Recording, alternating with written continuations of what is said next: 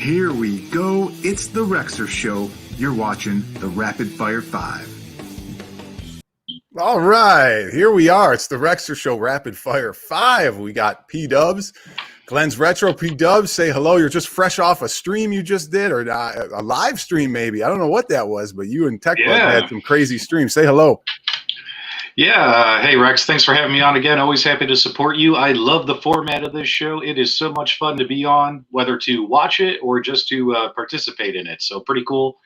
And yeah, we just got done doing our premiere episode of Legend Center, and it was a lot of fun to do that as well. So hopefully folks enjoyed it. So, but yeah, thanks a lot, man. No problem. Glens Retro, thanks for joining. Say hello to everyone. I am ecstatic to be on the Rexer's Rapid Fire. Why wouldn't you be, man? It's the best show on YouTube. It is. Right? Like PDubs said, the format's awesome. I love this. That's great. I love you guys. Look at it. We got new and improved, and I'm going to show you the new improved right now for those of you who have never seen this show. And thanks everybody for watching. Dior. We got Ryan, Jason, Scott J. Thank you guys for watching. We have a little new improved setup here. These are the, if you haven't watched the show, we go over 6 topics. Now, 5 of these are arcade related or some retro relation to something. One of them is not, and we'll get to that at some point. But these 5 topics, we only have 3 minutes to talk about them, and then we move on to the next one. So if you're not happy with the first topic, then just wait 3 minutes and we'll be on to the next one. Nikki Z, thank you for joining. I guess one thing I got to talk about, guys, before we get started is there was an earthquake here. Did any of you guys know that? It was a 6.1 here in Vegas. It wasn't in Vegas, it was outside of it. Yes, it was a huge earthquake. I'm at work on the 12th floor of our casino, and I'm moving and I'm getting like nauseous because I'm going, what is going on? And everybody in the meeting looks at each other and they go, we're having an earthquake. And I was like, yeah, we are. But people who were on the bottom floor, they didn't really even notice that we had an earthquake. And then I text some people and they're like, we had an earthquake? I'm like, heck yeah, we did. It was crazy. So that was an interesting start to my day. Yeah, I'm in the Phoenix area, and not, only a 4 or 5 hour drive away from Vegas. So typically events like that, we might feel a tremor, but we didn't feel any tremors here. So could be fake news, Rex. You could be fake news. Everybody is all right. Thank you, Scott J, for asking if everybody is all right. Thank you, Retro Ralph, for joining. And I think basically we are ready to get started. Here's the topics for today, guys. We have the Big Dipper switch. We have Motley Crue, Blank My Heart. We have Rock Band 5 ? We have I'm Not Sure It Matters. We have So Far So Good ? And Out with the Old, In with blank. So PDubs, as always, you're our first. You're the one who goes first every time. We're going to continue that trend. Go ahead and pick one of these categories. I'm going to take, because it's one of my favorite bands of all time, Motley Crue, number 2, My Heart. Okay, what do you think this is? If it's your favorite band, you got to know what this is referencing. Well, I mean, no. Kickstart My Heart? Kickstart My Heart. Oh, Kickstart My Heart. This is gonna be about II Arcade, isn't it? Well, some of it's gonna be about II Arcade. I actually have 2 Kickstarter things that I want to talk about. First, we're going to talk about the II Arcade. And basically, guys, yesterday, or I think it was yesterday, he did his kickoff, and he sold a lot of units, I think. How many did he sell? He was quite a bit. I mean, he hit over $160,000 on the first day. That's amazing. It really is.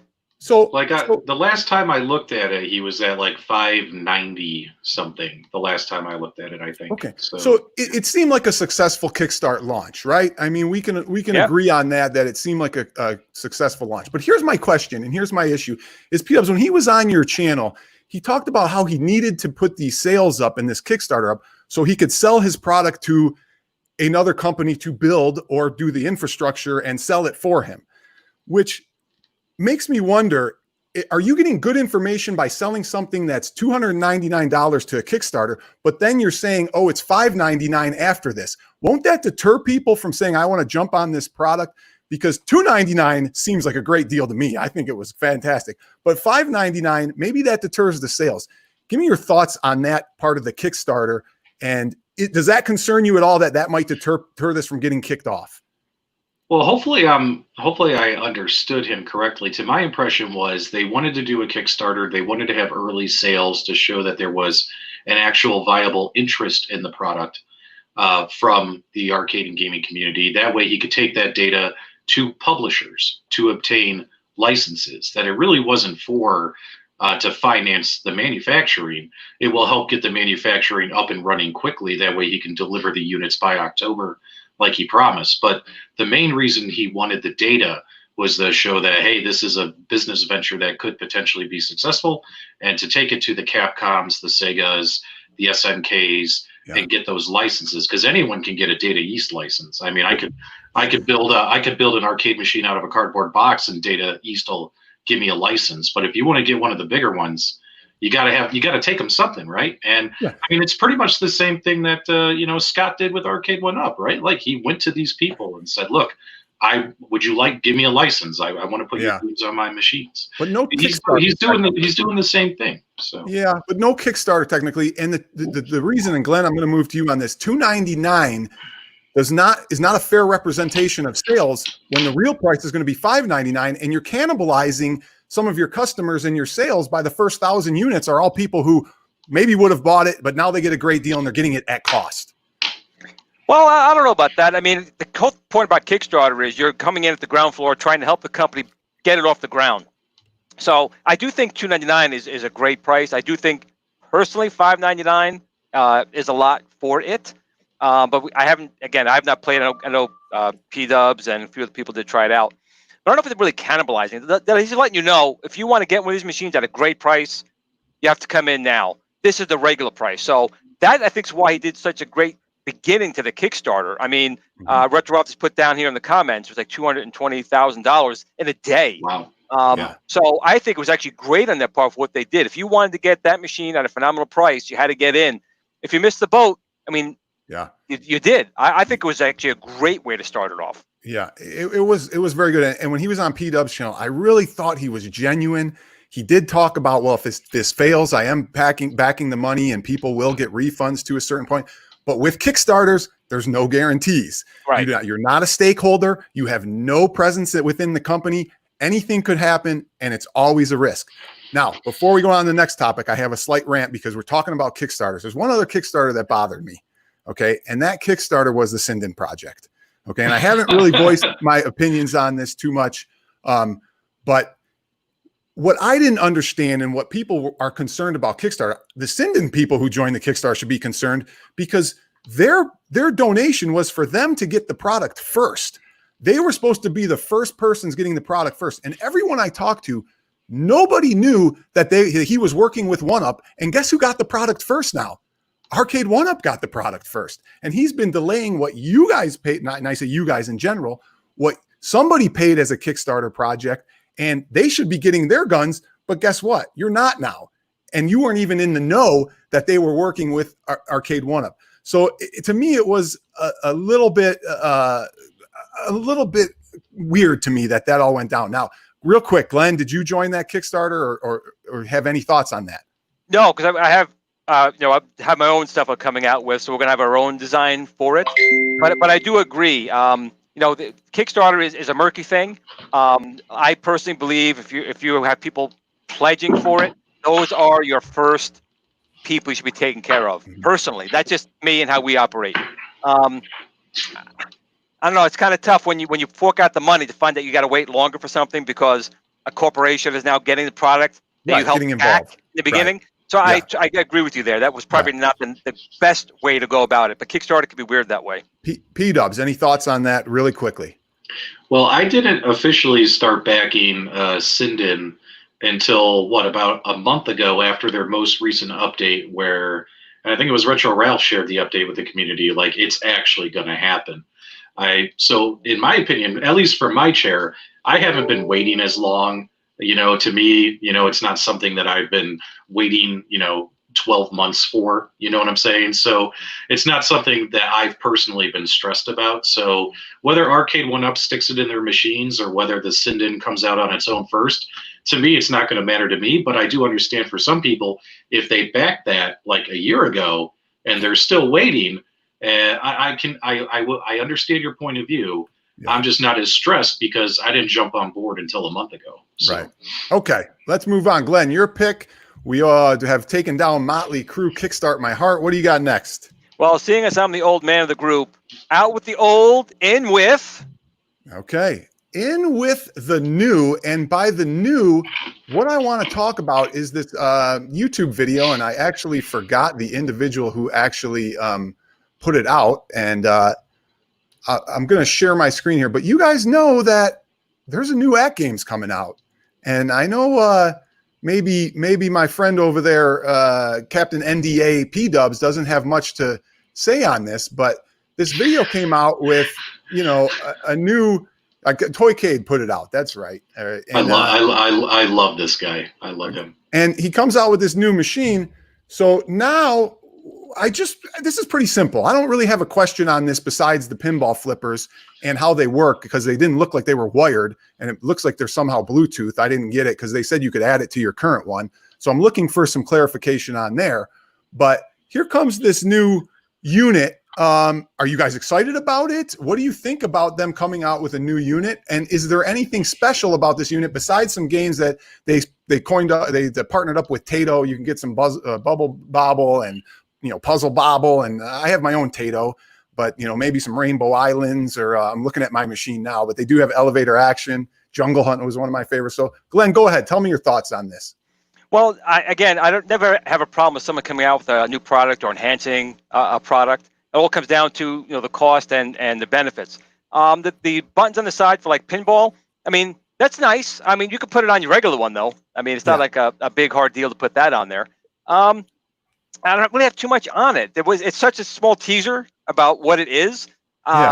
Again, right now it's too new, and I don't know. I think it's fine. If you don't already have an AtGames Legends already, I guess you can go for something along those lines.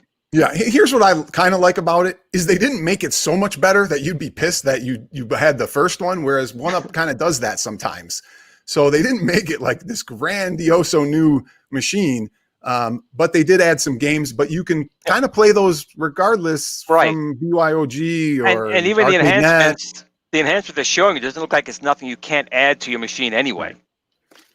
Right, PDubs. What do you know about this? What can you give us besides your NDA? Oh, stop it. Glenn has NDA too. Throw me under the bus. Come on. No, I mean, in all honesty, AtGames announced many months ago that they signed that license with Taito. So we knew Taito titles were coming to AtGames. In my personal opinion, I assume that meant we might see some of those flashback blast dongles, maybe a Taito console. I definitely assume they would be available on ArcadeNet for purchase or something of that nature. If they're going to revamp and improve the machine functionality and performance-wise and maybe stick a couple new games in there, AtGames, I really doubt the folks who have the existing machine are going to be like left out in the cold. Like, hey, this machine has 10 Taito games, this machine doesn't. That AtGames isn't going to do that. They're probably going to send you a firmware update, and it'll probably have those games on there. And keep in mind, guys, that's just an assumption. But in my opinion, I think it's a good thing. They want to make the machine better. I mean, and also too, guys, this has just been sent to the FCC. It's not a final thing. They could come back and it needs to be fixed. It needs to be revamped. It needs to be altered. I mean, when we go and we, go into these websites poking around for early advanced intel, that doesn't mean that that's the final product, right? Right. I mean, it hasn't even made it through the FCC yet. Right. So, right. We're giving a teaser here, and they use the same basically graphics. That might change it and be a lot better. We don't know that, but that's one thing that probably would be changed. So, okay, moving on to the next subject. Let's, we got 2 down in the books. We're back to you, PDubs. We still have the Big Dipper switch. We have Rock Band 5. We have I'm not so sure. I'm not sure it matters. And so far, so good, question mark. Let's do I'm not sure it matters. Okay, what do you think this is about? I mean, I kind of give you a hint in the first 2 words. I think it's about II Arcade. Okay, we got another kind of topic. Or Arcade. Yeah, right. We got another topic here. We got another topic here about Arcade or Arcade, however they're saying it now. The new news, or kind of the news, was about adding some more games in Dragon's Lair. My question to you, PDubs, is, and I got a couple of them, but did anyone out there go, I wasn't buying it until they added Dragon's Lair? Now we got Dragon's Lair. Now, granted, I'm going to caveat this by saying a lot of people out there like Dragon's Lair, and I had no idea. But did anybody say that we got Dragon's Lair now and now I'm buying it, or were they more impressed with there's going to be 170 games I can buy?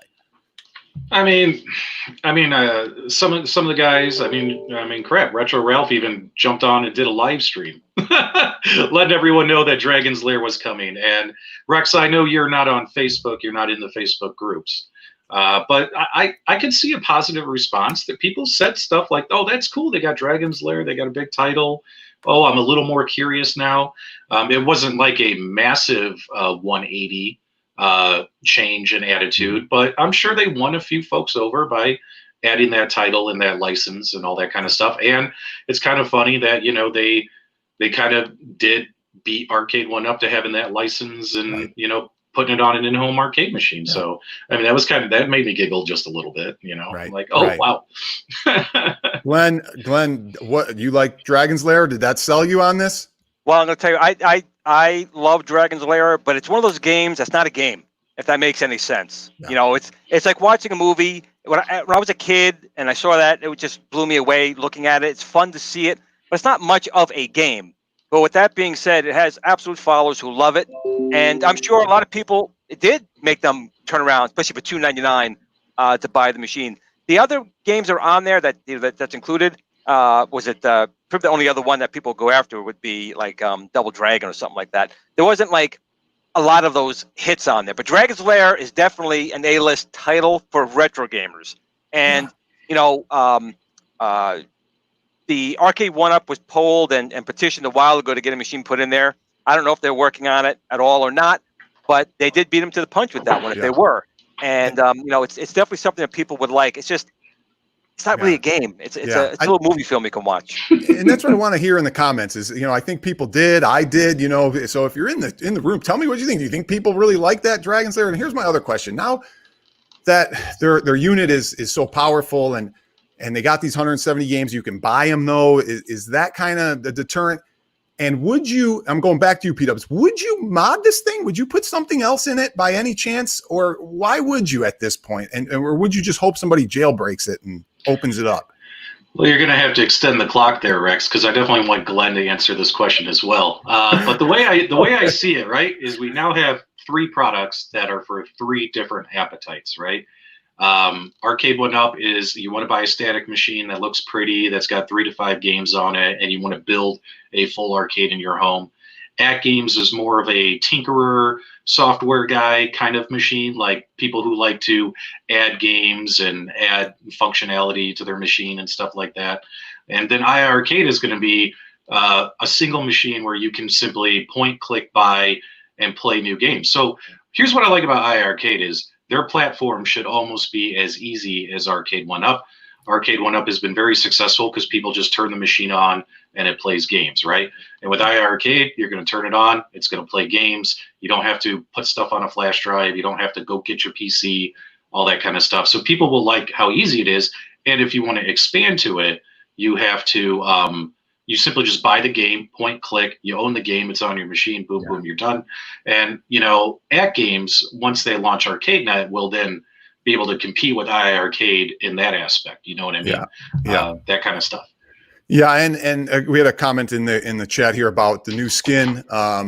You put that beautiful skin of the dungeon, or excuse me, you did dragons. You did 2 skins, right? You did 2. Dragon's Lair, and you did Double Dragon. And I still don't think they're going to put a new skin on it because it sounded like it was too much work from redoing it all. You got to resource everything. You got to redo the graphics. You got to probably get some licensing and pay some more royalties or something. But I just wanted to answer that real quick. That's what I think. But going back to Glenn, because of the timer, real quick, what do you think about the 170 games? And would you mod this thing? Would you touch it or just wait? Well, that's the thing. The one thing with the iArcade, he keeps saying the experience and the powerful hardware. To me, it's like the At Games is the middle of the road. The Arcade 1-Up is a standard specific machine.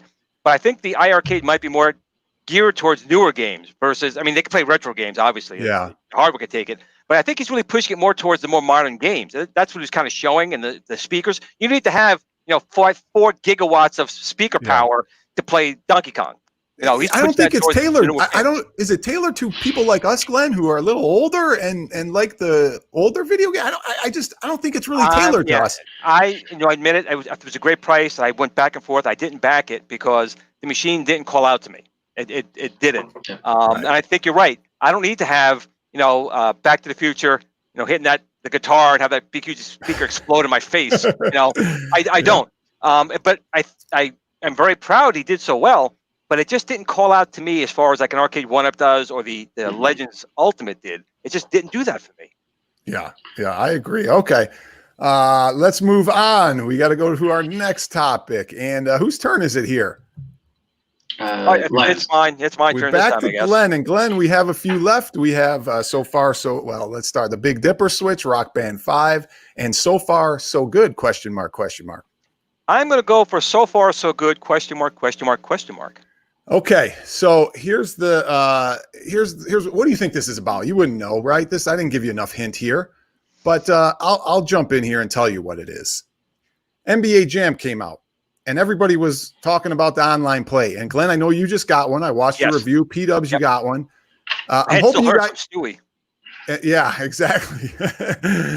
So I'm hoping you guys had a little bit of online play. But what I'm so impressed with is, although there have been problems connecting to people, once you're connected, the play is very, very good. It's not laggy. It's not buffering. It's not really pausing. So tell me about your thoughts about what you've heard so far. Has there been a lot of complaints? What your thoughts are? Have you had any problems? Have you played online? Give it to me. Yeah, I have played online, and I did have a problem initially connecting to a few people. At least I think I did. Just didn't seem to go through properly. But once I was connected, I could suck with a perfect game or not. I still sucked. They killed me. They did. But once I was in the game, there was no lag that I can really tell. And the game did play very well. I still wish that they had native support for Ethernet because, like I said in my review, I have so much Wi-Fi in the house. Even though I have a rock-solid signal, I have just so much going on in the house that I still have some problems with latency. So that's why I went with the micro USB and I plugged it in to the hard line. And that helped? It did for me because, again, I have just so much Wi-Fi stuff in here. I literally have an access point. I have 3 repeaters and other access points in the house. But I have over 100 devices on the Wi-Fi. So no matter how good your signal strength is, there's going to be crosstalk. There's going to be interference. So I felt, for me in my house, that the hard line worked better for me. I haven't gotten enough testing to say that for 100%. But to my own mind, the hard line seemed to do better for me. The game did play well, and people beat the pants off me, I'll say, with perfect precision. Yeah, you need the CPU assistance. You need the CPU assistance on that. Did you like the light? Or did you get the light up deck protector? I can't remember. No, I didn't. I just got the light up marquee. The machine looked great. I did see some people, talk about that light up marquee. And you know what? I guess I could see the point to a degree, but if I'm being honest, it wouldn't have bothered me. When you're standing up, from what I've seen in the video, when you're standing up, that does kind of still light up nice. Yeah. So you can turn it off. So who cares? People make a big deal. You can turn it off. I don't know why they're making a big deal of it. Anybody in the chat, if you have an NBA Jam and you played online, please give us your comments. PDubs, you have one. You did a little bit of online play or no yet? What do you got for us? So my cabinet arrived Monday afternoon, like around 4 or 5 o'clock in the afternoon, I think, and then I had to build it. And I built it and I tested playing one game just to make sure all the buttons and controls worked and the monitor worked and that nothing was damaged. And I haven't touched it since because today's only Wednesday and I had to do other stuff for, other videos on my channel. So honestly, I have it. I played one game and I haven't touched it since. I did buy the Best Buy version with the light up deck protector. And, when you stand far away from it, facing the machine and you see the row of lights, it does kind of look kind of dumb. But when you're actually, but like Glenn said, but that's if you're like far away, like on the other side of the room and you can see the LED light strip, it looks kind of dumb. But when you're actually like there in front of the machine, standing in front of the control deck, especially with how they actually printed the graphics onto the control deck, it does light up nice, and yeah, it might not be. Being said, if you don't get the light up version, you don't get that printed deck protector. Oh, you don't? I was like, I'll just put LEDs in the back and do it myself. You just get a regular deck protector. It's not got the shadows built into it. I mean, I didn't see the big deal. I didn't see the reason for there to be all this like YouTube controversy, Facebook drama over it. Because honestly, let's say it was that bright. Let's say it looked exactly like that marketing slick. I can't imagine playing it with that bright. You know what I mean? It would have been too distracting. Does that make sense? At least in my opinion. I mean, if it was obnoxiously as bright as the advertisement. So, and I think I'm going to finish this thought, Rex. Come on, no. This is important. It's important, man. I mean, it's a computer-generated marketing slick. I mean, it's just like a picture of a Whopper. What you see on TV is not what they put in the Burger King bag. You know what I'm saying? So, I'm not chasing in Burger King, running in there saying, God damn it, this Whopper looks nothing like what it looks like on TV. You guys are assholes. Like, seriously. Like, I'm not doing any of that. I don't care about that. That was the best analogy I ever heard in my life, P-Dubs, man. That's got to be out there. So it's surprising it's a good analogy from P-Dubs. Surprising. The deck protector controversy needs to die. I do agree with the online play controversy and complaints there, but the deck protector, Jesus Christ, people, let it go. That's all I got to say. So let's talk. I want to give some people some valuable information here. All right. Let's talk about why people are having problems connecting. And basically, I'm going to try and summarize it. But because it's peer-to-peer, your two machines have to talk to each other and the signals have to be sent. And what's happening for most people is their routers have too much security on them where it's blocking the transmission from one port of their machine to your port on your machine that's tied to that IP address on the NBA Jam.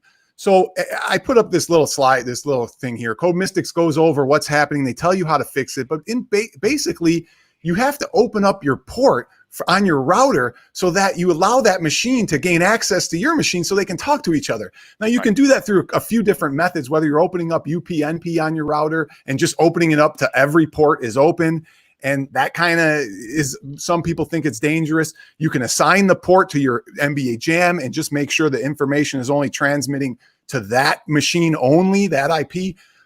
You can also just open up NAT completely and let that take effect. But it's surprising to me, and I'll leave this link in the description for people who see this after. But what's surprising to me is that this kind of came out after the fact. That, people didn't know that they were going to have problems with their router blocking the signal from one NBA Jam to the other. And it seems like a kind of important piece that maybe should be getting some more publicity if people are still having problems. So I just wanted to point that out. And Glenn, I think you said you had a couple connection issues.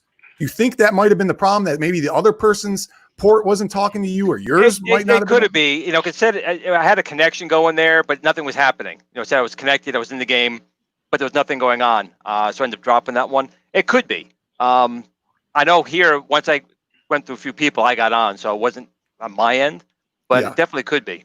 Now, people who are on Wi-Fi, they really haven't had too many problems. But Glenn, you got to be right with, you got 5 kids streaming and, you got all these units hooked up. It's going to drag. You need to go to Ethernet. And it's great that Ralph found that out. It's pretty amazing, actually. So, they should have put out a better tutorial is what Kev Brett says. I would agree. I agree there. They should have explained it more or done something a little more. But I'm sure Retro Ralph, we can count on you, buddy. get something out there, explain it, show all your information on ports. I've actually done a couple videos on RetroArch NetPlay, and I've shown my ports being opened and all that stuff, but it's dangerous. You don't want to give people your internal information. So you got to be careful with that. Okay, moving on. Let's go to, what do we have? Who's up, PDubs? Is it you or who's up here on this one? PDubs up. Yep. So we have what do we have left? We have the Big Dipper switch and Rock Band 5.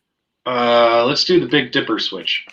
Okay, the Big Dipper switch. What do you think this is about? You got any idea? Dip switch settings. Dip switch settings. All right, P-Dubs gets one. Yay. So NBA Jam kind of opened up the dip switch settings to a certain extent on an arcade. Now, if Arcade 1UP wants to give you the experience of a real arcade, right? A real arcade, if you owned one, you'd have all the access to all these settings, right? And with NBA Jam, they had to do it for certain reasons. But if I have an arcade or I own an arcade, I would love to change these settings to easy, hard, more difficult, more lives, maybe get some access to some of those settings. Do you think with Miss Pac-Man, and a lot of people talked about the speed up version of Miss Pac-Man, can we grab that kind of hack? Can we input that in? Can we get some of those dip switch settings in there? Do you think this is the wave of the future for NBA Jam or for Arcade 1UP? And will we see these options somehow more installed into their machines, giving us that opportunity to change to rapid fire or more lives or stuff like that? My favorite Arcade 1UP cabinet so far has been Star Wars, which Code Mystics did, and Code Mystics did NBA Jam. And like I said, I took it out of the box, built it, played one game, haven't touched it since, but it was a great experience.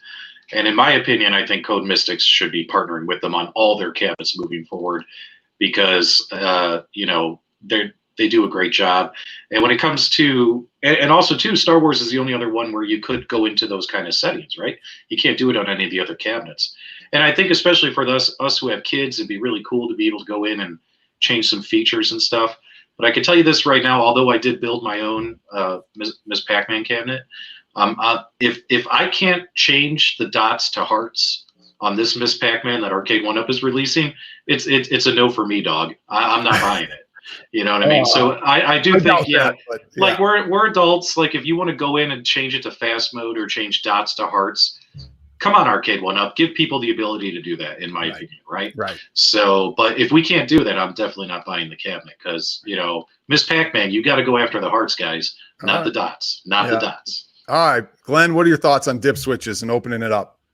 Well, I have to say, Code Mystics, not Code Masters. I'm an idiot in my own video, but they did a phenomenal job. And I agree with P-Dubs. I don't think they should be releasing any cabinets that's not coded by Code Mystics. I think they're doing a fantastic job. The Star Wars machine was fantastic. This is great. And having access to those dip switches, I think if you're trying to have the arcade experience at home, and that's what the Arcade 1UP is really talented. You buy in the machine, you buy the artwork, you should have access to those dip switches. So yes, they absolutely should have it. And I agree with P-Dubs. No hearts, no buy. Okay, all exactly. right. So we got a little bit. This topic, I actually have a new segment, guys, for people watching. Never did this. We're going to try this segment. This segment is called Quick Tips by the Rexer Show, and you see here, Devil Waldo, speed of the max. Miss Pac-Man can't be changed with dip switches, though. Well, technically not per se on certain ROMs or whatever. But I have put together a little something for you guys, a quick little video here as a quick tutorial and a quick tip on if you want Miss Pac-Man in the speed up version. There's a way to do it, and there's two ways, and some of them are pretty simple. And I'm just going to play this video, and I'm going to talk through it really quick with you guys. And the first way here, and we're using a Raspberry Pi 4 here, and basically we're just going to go to a speed up hack that actually is already built in for the speed, and it's Miss Pacman F. So you're going to want to find that ROM and get that ROM, and we're using LR MAME here. And basically with this ROM, all you have to do is play it. You don't have to worry about the speed hack. So if you want to just hack your Miss Pac-Man, there you go. You got the speed ROM right there. If you're gonna hack it. Now you also can go into your dip switch settings and using your regular ROM. And obviously to do that, you go in with tab into your MAME settings. You can go into dip switch settings. Now it's not there in MAME, but you can do bonus life, difficulty. You can change all that. but you're going to go down to cheat, and boom, as long as you have the cheat file, you'll have all these cheats. There's enable speed hack right there. You go in, you just go back to the menu, tab out of there, and boom, now you have your regular ROM on your speed hack version there. Now, granted, this is a short tutorial and there's other stuff, including on a Pi. Here's why I wanted to do this. You put your cheat file, your cheat.7z, into the BIOS main folder in order for this to work. You'd think it goes into the RetroArch cheats, but it does not. It goes into the BIOS folder, which is very tricky there, as opposed to your console cheats. Glenn, you have a lot of console. You a cheater, Glenn? I feel like you're a cheater on these consoles. And Actually, no, that's why I lose all the time. That's why I lose all the time. I don't cheat. Yeah, you don't cheat, right? PDubs, are you a cheater? You like those cheat 7Z files and all that stuff? Hell yeah. So anyway, if they don't give you the Miss Pac-Man speed back, there you go right there. Put a Pi in your damn Miss Pac-Man. You know, go ahead and put all the speed ROMs and hack ROMs, or use all those cheats on there. There were many more, from bonus lives to making the ghost fast, making them invisible, whatever. All right, so we're on our last topic, guys. I think we saved the one topic that is not arcade related for the last one. Did we not? Or it's Rock Band 5. It's Rock Band 5, and Glenn, you get to talk. You get to do the non-arcade topic. Here's the issue with this, and I'm going to start the timer right now. I'm at work the other day. These guys are talking about music, and they're talking about all these great bands, you know. And I made a bold statement. I said the Foo Fighters is one of the top bands of all time. And they kind of laughed at me. They said, "You're nuts. They're not the top band of all five." I will still go down saying they are. The guys at work made some crazy off-the-wall comments, like Def Leppard was one of the top 5 bands of all time. And I was like, they're not even top 50, you know. But then I started looking at some Billboard charts, and actually Def Leppard is up there in top bands. But here's my question to you. I got 3 bands that are going to be top 5. You don't have a choice to make. We're going Beatles, Led Zeppelin, and Stones for 3. Give me 2 more that make that top 5 list out of you. And I'd love to see people's comments in there. Foo Fighters, yes or no, top 5. And I love Dave Grohl, so I'm giving him a top 5. And don't give me no Bee Gees or something like that, or Beach Boys. No. I don't know how far we're going back here, like Temptation. Don't give me any of that. We're talking rock and roll. Glenn's gonna pick Ace of Base and what was the other one? The Judds. The Judds. That's for Glenn, right? Well, anything with Judds is going to be a winner in my book. But no, I was going to go for them. But AC/DC, I love AC/DC, so I got to put them in there. After that, Pink Floyd. Yeah. Pink Floyd was one of my thoughts that, okay, they could make top 5. AC/DC is very close. They make a lot of charts. Chili Peppers, Linkin Park. You see, you're going to get some people who are like, well, that's my time, so I think the Chili Peppers are great. Not bad, but I don't think they're top even 10. I look at console kits. Foo Fighters in top 5 in my book, no question. I almost put Pearl Jam in there. I do like Tool. Ooh, Black Sabbath. Look at, here's a Def Leppard, Rules, Eagles, Fleetwood Mac. Oh, Kev, great. Fleetwood Mac. Just get off the channel now. Just close out. You're going to say Fleetwood Mac. Black Sabbath made a lot of Zero Hero. U2 is another good one. U2 is another one. Okay, P-Dubs, give me yours too. Give me your 2, P-Dubs. Let's see here. I would have to say Metallica and Aerosmith, because I have so many of those albums, and I still listen to them all the time. It's the music I grew up with, those 2 bands. So Metallica and Aerosmith definitely would be in my top 5. All right. I those aren't horrible. I'm surprised Nostalgia doesn't say Rush, being Canadian. I believe they're a full Canadian band. Right. A lot of Aerosmiths here. Nostalgia loves One Direction. One Direction. What? Down. Well, I mean, we got Megadeth. I love Megadeth, but I noticed that Ralph is being oddly quiet, because it would have Creed and Nickelback if Ralph was commenting. The guy at work said Creed. He's like, "Oh, I love Creed." Or it would be Daughtry and Nickelback. What are the two? One album. They made one album, Creed. All right. I got one final thought, guys, and then we'll wrap this up, because we didn't. I wanted to talk about one. I wasn't allowed to talk about one Kickstarter project that's coming up, and you guys will hear from it shortly. But the guy out there listening, you're welcome for me not talking about it and stealing your thunder. So stay tuned for that one. But that's all I got for the show, guys. Anything? Final comments, Glenn? Anything? Just I mean, nostalgia, man. He likes to dig. He likes to dig. He's throwing in boy bands. I'm like, get out of town with this stuff. Come on. He's just digging at us. I know. I actually want to say it again. You know, Rex, this format you have, the Rapid Five, I think is genius. I love this. Thank you. And plug your channel and plug whatever's coming up next. Tech Buzz show this week. Yeah, this week, actually this Friday, we have Jim Drew from Utilities Unlimited. He was a big person in the Commodore community back in the day. We had a lot of Commodore kick as of late. So he'll be on this week. And just want to say real quick that I got my first production Star Wars yoke in-house, been testing it. It's going very, very well. We're still shooting for July. It may spill into August just because of some of the companies. We didn't have any problems with COVID as far as our manufacturing, but other companies did. So when we're trying to get our stuff built, we still have to wait in line for people who were backed up. So it may spill into August, but the thing's working really well. It feels great. It plays games really good. I think people are going to be happy with it. At least I hope they are. Fingers crossed. And you gave us a little teaser, didn't you, on one of your videos? You showed the Star Wars yoke and it was like, here it is. I got it. That's all you get. Just want to show it real quick. I'm going to do a longer video.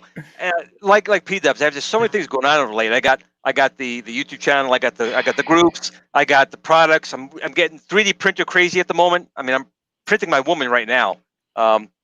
Kelly LeBrock is being built right over here right now on my printer. It's like Weird Science, awesome. Man. You're making your own woman. People probably don't know Weird Science. Good movie, guys. Watch that movie. Great movie. Maybe next week we'll do top 5 movies of all time, and I'll pick 2 of them. So, PDubs, plug your channel. What else you got? And you can plug your previous show you just did. Was really cool, man. Oh yeah, Legend Center. Make sure you guys check that out on the Tech Buzz and on PDubs Arcade Loft.